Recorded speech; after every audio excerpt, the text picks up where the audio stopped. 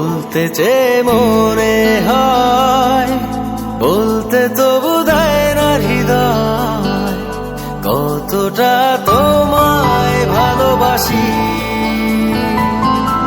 চলতে গিয়ে মনে হয় দূরত্ব কিছু নয়, তোমারই কাছেই ফিরে আসি।